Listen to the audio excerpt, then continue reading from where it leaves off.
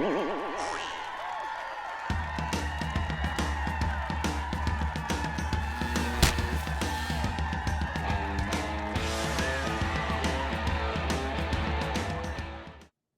guys, Comic Boom here to review Douglas Ernst, writer of Soulfinder, a fantastic graphic album that I've recently reviewed. I love it. It's Soulfinder Black Tide. Douglas Ernst is here with me. I've wanted to interview him for a number of weeks now. It's great to have him on board. It's Soulfinder Black Tide. I'm going to leave the links below, and Doug's going to talk all about it. And artist Matthew Weldon, colors by Brett R. Smith, Soulfinder Black Tide. Doug, how's it going? Hey, thanks for having me, man. I really appreciate it, and I appreciated that review that you did up. That was very thorough. Yes, I have to say you really have my compliments, because it's not too often that, frankly, I have a superhero bias, and we know this, or you know this from our conversations on Twitter. I'm going to try really hard. I'm not a skilled interviewer. I spend most of the time hearing myself talk. I really want to hear you talk over the next half hour, or however long this is, half hour, 45 minutes. Tell us about, I really want to know what your inspiration was for Soulfinder, the Soulfinder series in general, and what led you to create what, I frankly consider a superhero priest of all things. And I really think you have something to say about morality and virtue in comic books. So maybe explain a little bit of that process and what inspired you to create this. Sure, it's a long story, but the abridged version is basically I was tired of modern comic books being filled to the brim with heroes that are no longer really heroes. They're not even anti-heroes. A lot of times in the books that I've read, I felt as though the characters were just very unlikable and kind of bad people sometimes who just so happen to randomly do good things. And so I wanted to create a comic book where it was just pitting good guys up against evil, and you knew the good guys were good guys, and you knew the evil was clearly evil, and pit them up against each other and see what happens. Well, okay, that's all well and good. My question is, this is called Black Tide, this volume. Uh, why is it called Black Tide? Can you give us some hints? And, who are the good guys and who are the bad guys in this tale?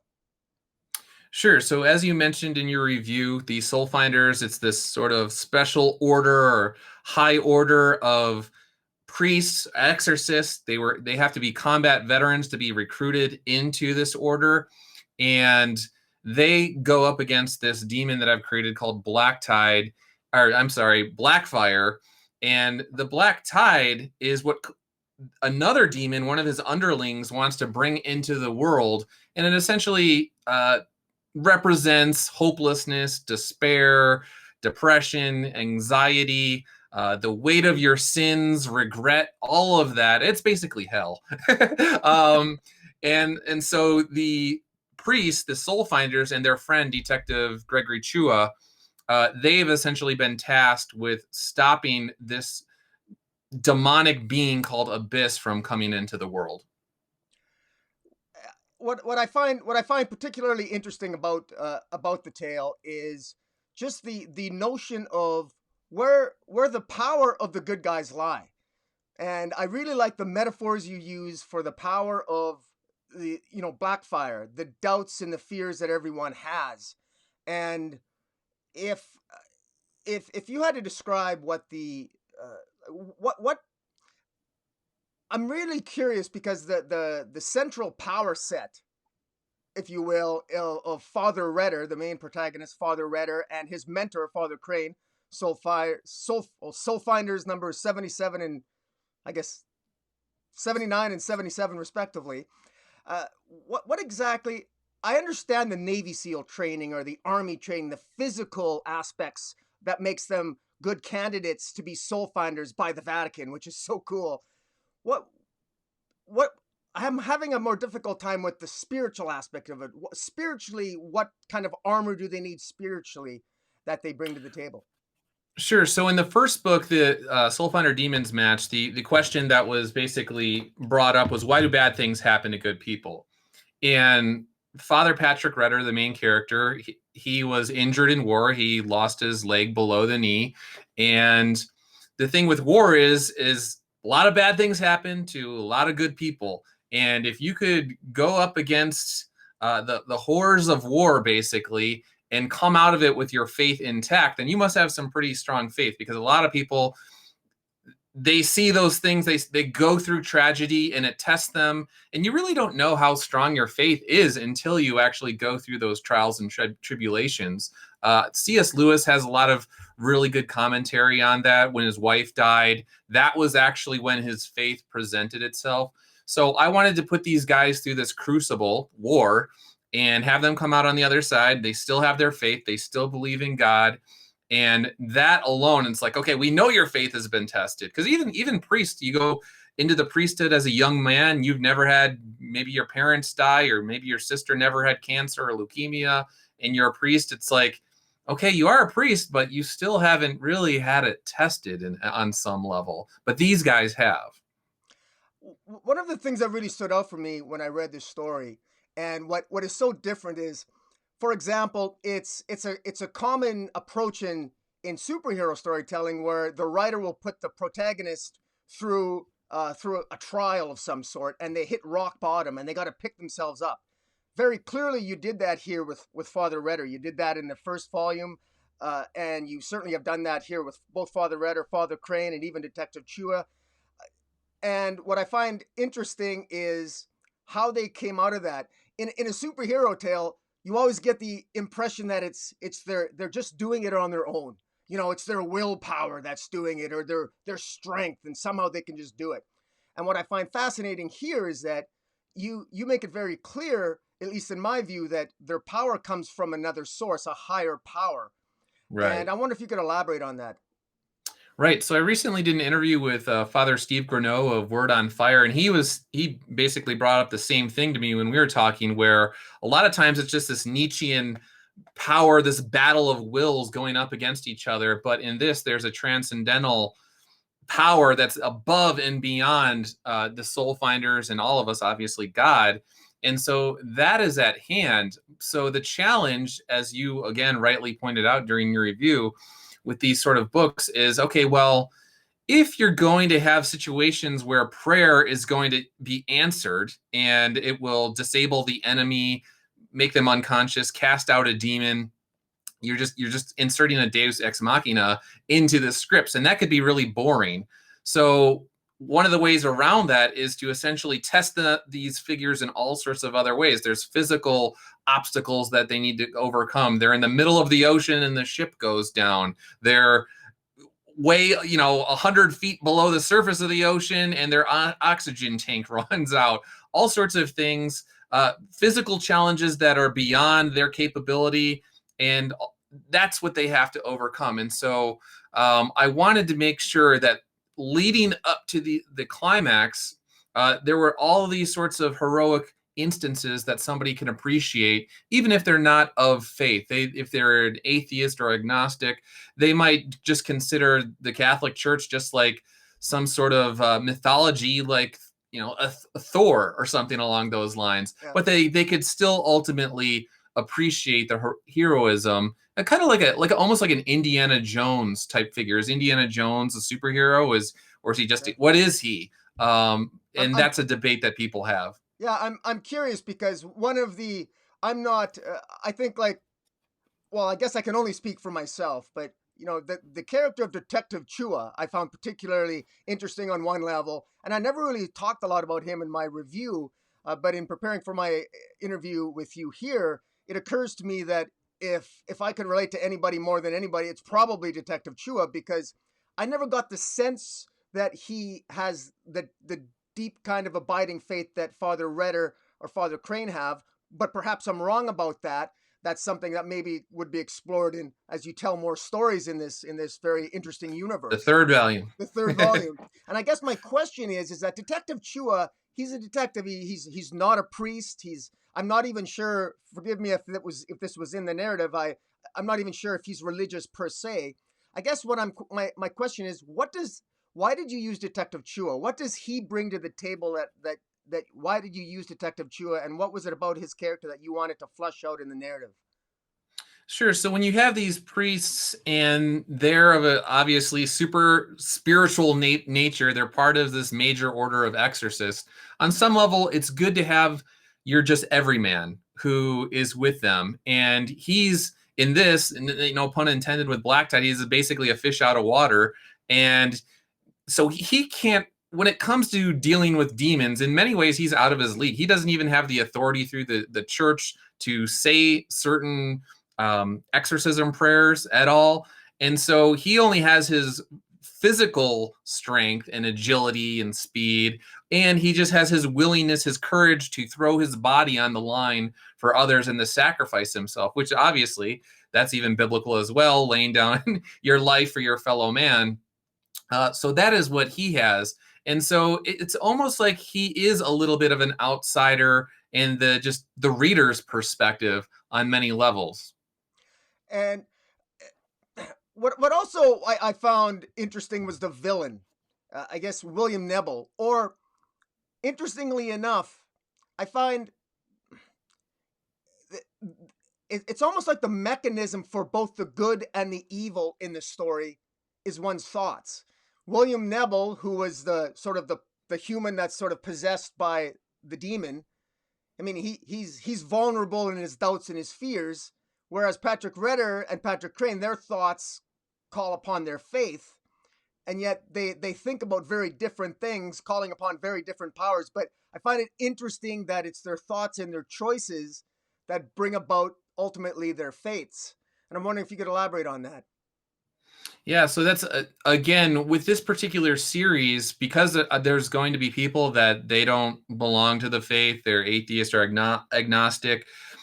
To me, the psychological element of the book is what's incredibly important in putting these men in situations where even if you can't exactly, it's not apples to apples relate to what they're going through, but I like to try and find these sort of universal situations or scenarios where somebody can be like, no, I could put myself in his shoes. I have those same thoughts that swirl through my head, those same doubts.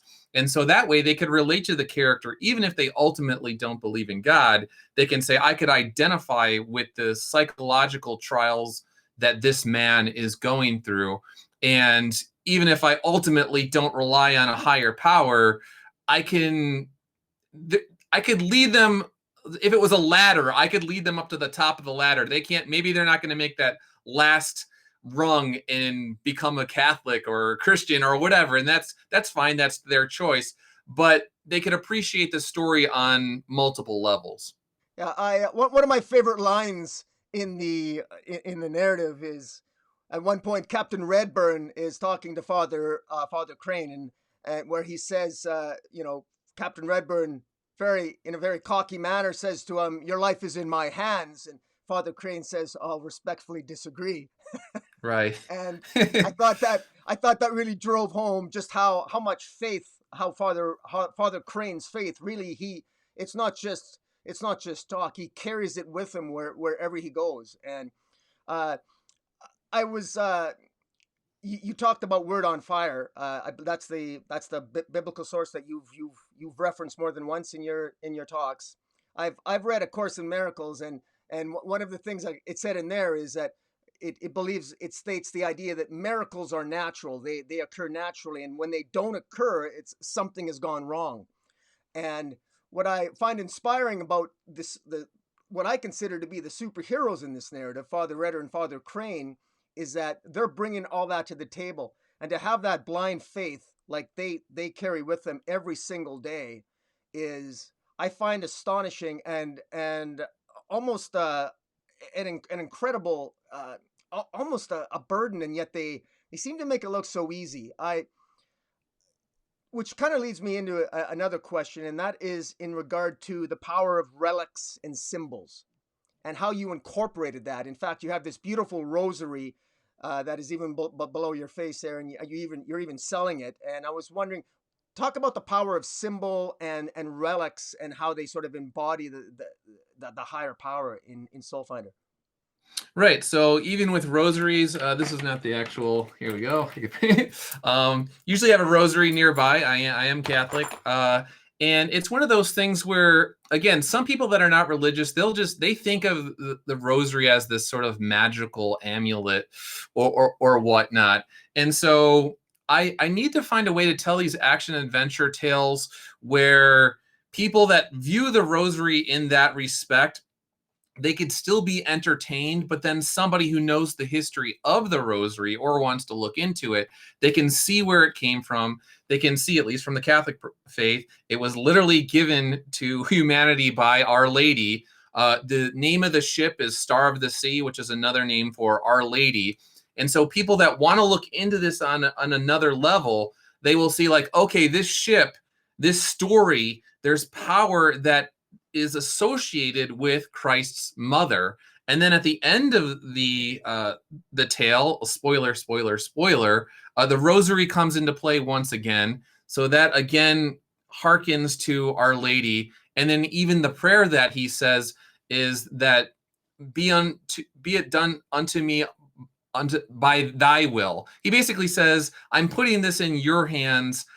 There's no way I can do this. If this is going to happen, it's going to be you. It's not going to be me. And so again, he's calling onto a higher power, and maybe Our Lady decides to intervene, and maybe she does not. And then it's up to me as the writer to answer the questions that the readers are going to have. Is like, well, why should I care about that, or why is that important, or why is this exciting? If I did my job, ultimately, it'll be okay. But again, with a lot of the religious stuff and the sacramentals, it's very difficult to write something that can be enjoyed across the board by people of many faiths or no faith. Yeah, no, I hear you, but I got to say, I think you did it. You did an admirable job here. I really have to say. I remembered I was talking with to another friend of mine about Soulfinder, and I always say that, well, they always say in polite company you should never talk about politics and religion.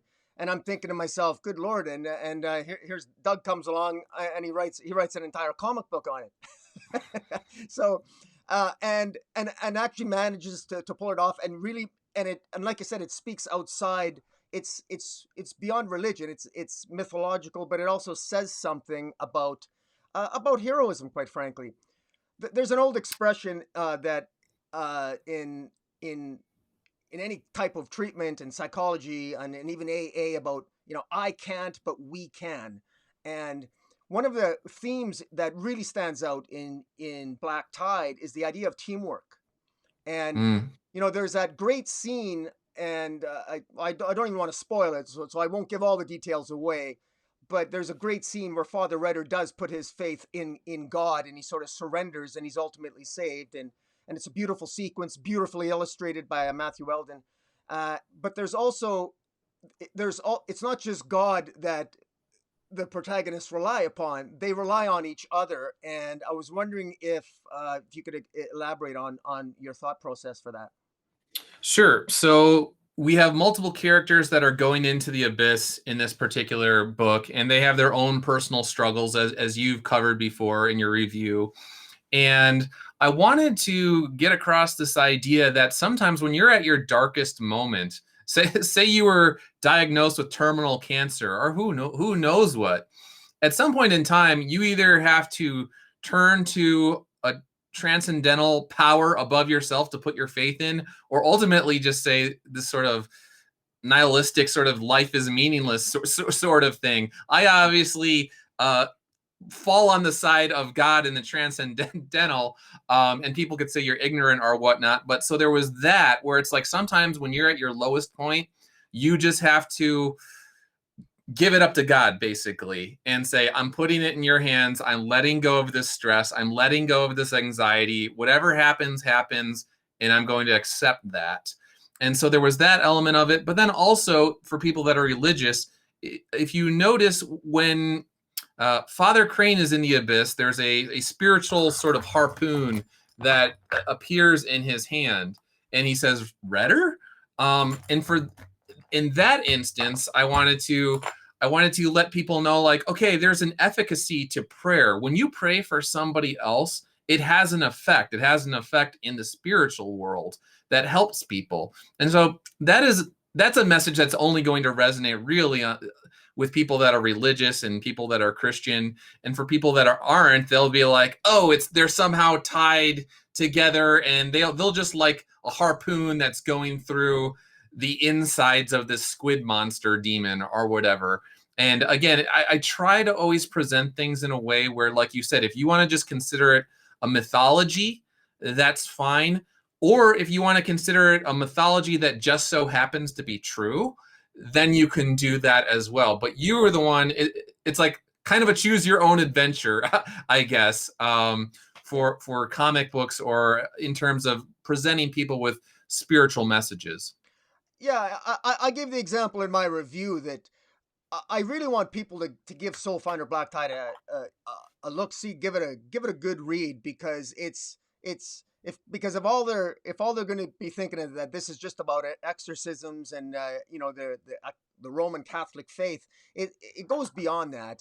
And I would just say to anyone listening that, if, and I've said this to you before when we texted back and forth there for a while, if you can believe that in a Green Lantern ring, that willpower can come out of a ring via a central power battery far off into the universe, I don't know why it's such a stretch to believe that that there's a universe that exists, and it might even be our own. God forbid, that where we have this supreme being and higher power. And here's a direct question. You kind of answered this at the beginning, but is virtue dead in comic books? I mean, what do you want people, when people think of Patrick Retter, Father Patrick Retter, what do you want them to come away with? Yeah, so circling back a little bit, and then I'll use that as a springboard to your second question. So in terms of the religious elements, there's a part in the book where Crane is in the abyss, and this particular demon says, detonate a nuclear weapon and the world will heal. Fill the ballast of every human heart with hopelessness, and the world never recovers. And so to me, that's another one of those instances where that's not religious in nature. I mean, it is, but if you're not religious, you can say like, okay, he's saying that physical things can happen to us, but if in your mind and in your heart you give up, you give into hopelessness, then all is ultimately lost. It is a self-fulfilling prophecy.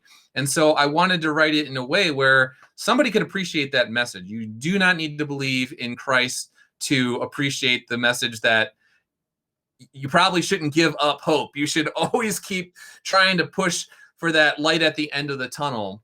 And then with the characters, the Father Retter, the Father Crane, and the Chua, that is something where they're in that abyss and they are marching forward or swimming forward or whatever you want to say, and looking for that light to pierce through to get to the other side. They want to weather the storm, to live another day and to fight, because doing good is good in and of itself. Like, you're just doing good for the sake of good is a very virtuous thing. And that's what I want to sort of instill and infuse into these stories. In terms of the mainstream comic book industry, I think sometimes there are writers that are pretty good, although sometimes I feel as though they stumble upon good stories almost by act. Like they don't really think about the things they think about. And sometimes you'll get a story where it's good, but I'm like, I don't know if the writer actually knew what the underlying sort of message he was sending across, but it's still a good one.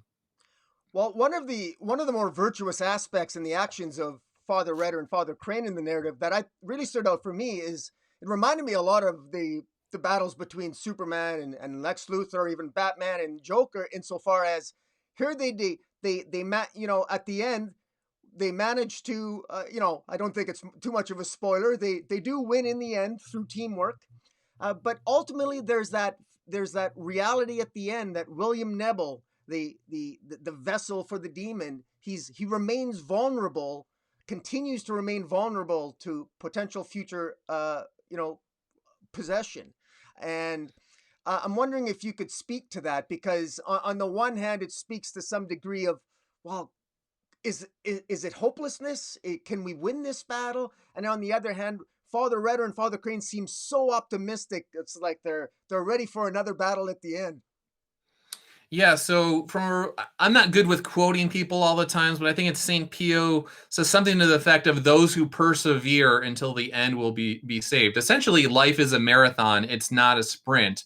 And I've always been, even in high school, I've always been a distance runner, and it's one of those things where if you have the mentality that life is a marathon, it's not a sprint, you'll be much better off because if you think it's a sprint, you're going to be injured in life. People are going to hurt you. You're going to get sick and you're going to get discouraged and you're going to give up.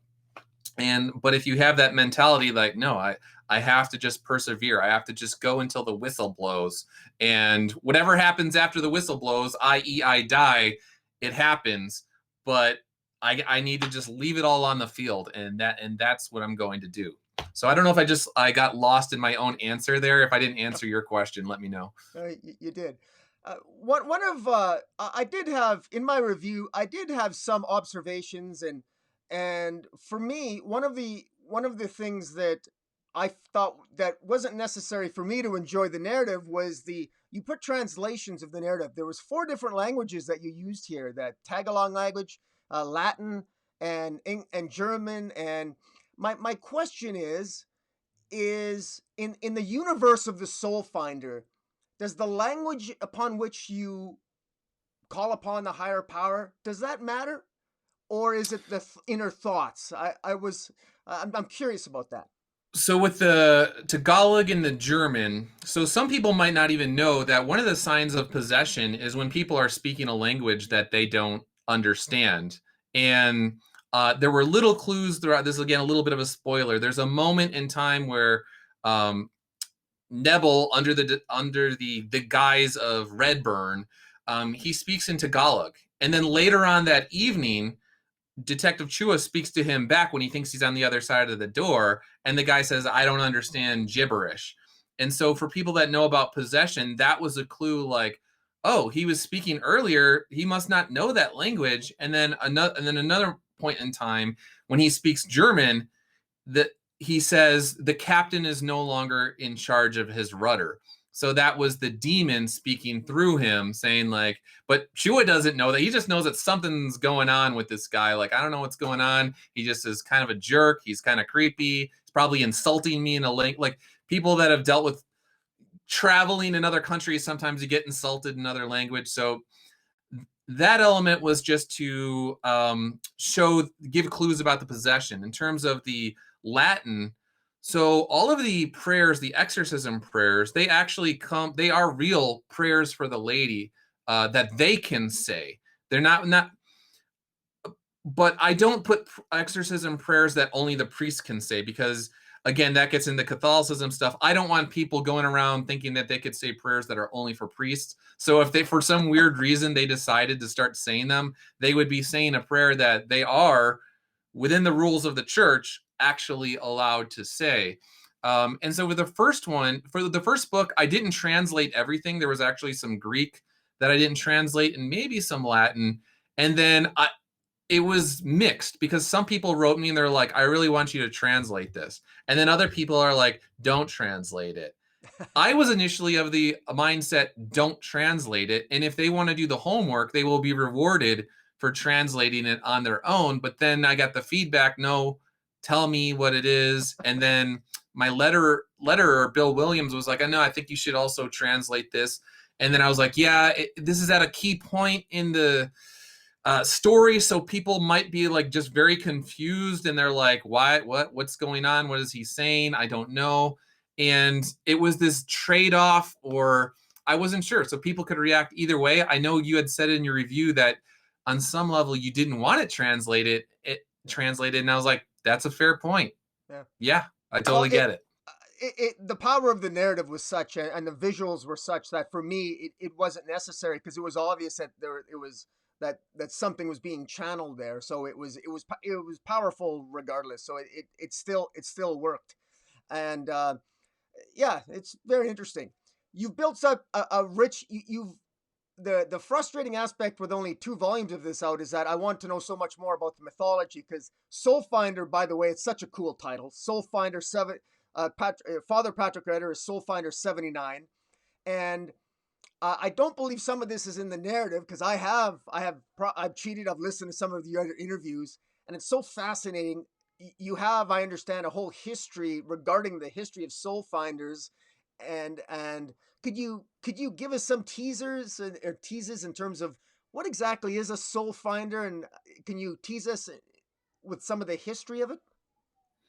Yeah, so in the first book, Demons Match, it was briefly alluded to, and Timothy Lim and Mark Pellegrini, they actually did the lion's share of almost coming up with this Bible, this character Bible that had the history of the Soul Finders. And that was one of the reasons that I liked working with Timothy Lim, because Tim is Catholic as well.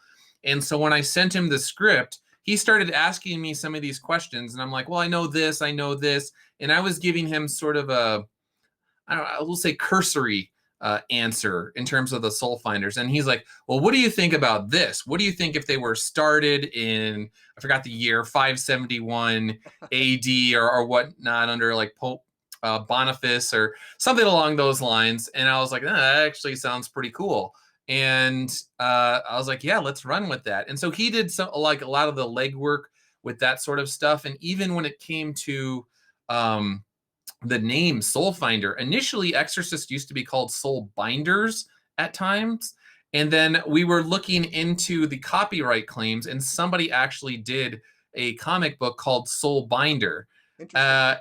And then I was like, and then we were like, do we put a hyphen? Do we not put a hyphen? And then I thought, well, there's a military aspect, and people that know about the military know that there's the MOS, their military occupational specialty, Pathfinders.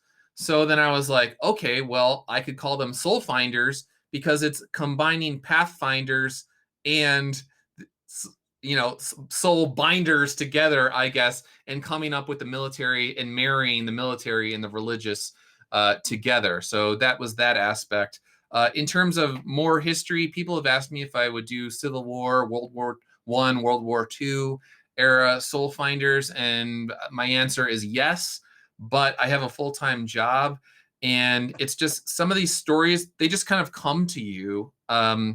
And then it's like, okay, well, that's the story I want to tell. So I want to go back and I want to tell Father Crane's Vietnam era story. That'll probably be the 4th volume, and that won't even have anything to do with Father Retter at all. It'll just be Father Crane. Let me ask you this. This is a question that cries out. Father Crane is Soulfinder 77. Father Retter is Soulfinder 79. Why did you skip 78? Is there a story there waiting to be told? Yeah, so when I initially came up with the Soul Finder idea, I was like, okay, I want to leave myself wiggle room. I know I want to do this. I want to do multiple books here. So I'm going to just leave this space in between. And then eventually an idea will come to me, like who this guy is. And so then when I was writing Black Tide, I was like, okay, well, I want to tell the tale of William Nebel. William Nebel's tale is actually like a 3-part story arc, but it's just told out of order. So Black Tide is the story of a man who he is now given into despair. Basically, he's almost completely lost and dissolved in hopelessness, and he is that almost. And so I wanted to tell the tale of the man who first goes down the road of despair, and that would involve Soulfinder 78 and Soulfinder 77, Father Crane, and that would take place in the late 80s, we'll say like probably 1987, along those lines. And then I wanted to tell the tale ultimately of William Nebel. He wants a one-on-one with Father Crane. Father Crane will essentially symbolize love. Nebel will represent despair, and then despair and love clash in a future Soulfinder story. And then we see what happens when despair goes up against love. I note that you've, unlike the first volume, you're publishing this through Iconic Comics. Can you talk something about the publisher? Sure. Iconic Comics they're based down in Texas, and the guy and his wife that run it, they're friends with Timothy Lim. So initially, people that have been following Iconic know that Tim's catalog was initially just put up onto Iconic. And part of that was we thought like, okay, well, we want to have a backup plan if we're ever booted off Indiegogo or Kickstarter. You never know if someone's going to report your campaign or somebody doesn't like you and they try and get you off. So we wanted to start building the infrastructure to have the backup there. And then also to work on the distribution problem for these comics, because a lot of them were not getting out on time. People were trying to fulfill the campaigns themselves. They get overwhelmed. They're late. People get angry. Nobody likes that. And so I was like, okay, myself, Tim, and the iconic people are all on the same page. Brett R. Smith, all are like, we got to solve these problems. And Iconic was like, well, we always they do multiple businesses, but they're like, we always wanted to kind of do comic stuff. So a few years ago, they started that. It got to a point where Matt Weldon's stuff was also on the website. Brett R. Smith's stuff was on the website, and they were growing their email list. And I was like, okay, I have my email list from Indiegogo. They have their email list. I've seen reviews. I've seen your reactions to it, other people's reactions. I think we could retain a big enough percentage of our Demons Match audience to actually just forget about Indiegogo this time and let's see what happens. And so it was really about just getting the data of and seeing if we can do this, because I believe ultimately if you can not crowdfund, if you could just fund it yourself and you could have your customers doing reviews, asking me if I would talk about it, then I can bypass Indiegogo. I could bypass Kickstarter, and happy customers and happy readers will essentially serve as promotion for me because they like the books. Yeah. And that's what I would like to do, is just to go to Iconic Comics moving forward if possible. Well, as I said in my review, I say with no exaggeration, this is the best put together hardcover I have ever seen. This is, I mean, the gold. I mean, I don't imagine that's real gold, but that's what I tell people. But no, this is truly a beautiful. It's a beautiful work of art. I talk a little bit about the process, because I know Matthew Weldon's art's really great. I noticed that you reproduced the entire story in black and white, which I found surprising. It was a delightful surprise, because I could appreciate it, both the black and white, and get a better appreciation of the process and the before and after. Saying, why did you make that particular choice? So when I did Demons Match initially, my wife was actually the very first person to say, I want to see it in black and white. And I was like, I'm not doing a black and white. But then people started telling me, like, I want a black and white. I want a black and white. I want a black and white. And then I was like, oh, this is interesting. And then Matt Weldon, I started showing his inks. And then people started asking again. They're like, what about black and white? So I was like, I feel like enough people have asked me this question now where I'm just going to do a hardcover. It gave me a perfect excuse to do a hardcover, because you can't really do one with a 56-page story and 8 pages of bonus material. But I was like, okay, well, if they want the black and white, I'll do it. And I kind of like it. I like it because you can compare Brett R. Smith and Wes Hartman's color work with the inks, and you could appreciate what Matt does, and then you can see just how much a good colorist adds to a comic book and how important that is, to have a good colorist. And so it was a good way to show off Brett and Matt's work at the same time. Yeah, I really like there's a lot of religious imagery in the back drawings, and I'm wondering, was that just did you tell him what type of imagery you wanted in the back, or was that just Matthew Weldon's choice, or what? So oftentimes on Sundays, he would sometimes do it on Instagram, but usually on Twitter, Matt would just on Sundays release a religious image of some sort. And it would often have a Bible verse on it. And when I was doing Black Tide, at some point in time, we needed bonus material. And I was like, okay, well, I don't want to just have Matt do extra pages, or I was trying to figure out what to do. And I was like, he does all of this religious stuff, and it's a book about Catholic priests. So why not just put in his existing work that he does on the weekends, and kind of find an excuse to showcase work that otherwise is buried in Twitter land now, and people will never see it. But now they at least have a small collection of his religious work in one place. Okay, well, moving forward, if everything goes according to your master plan, when can we expect volume 3? No pressure. So the script is already done. I turned it into Matt and actually Mark Pellegrini last week. Uh, Timothy Lim also has access to it. I gave it to him, I think it was yesterday or 2 days ago. So all of them have access to it. My wife has access to it, and she always has feedback for me.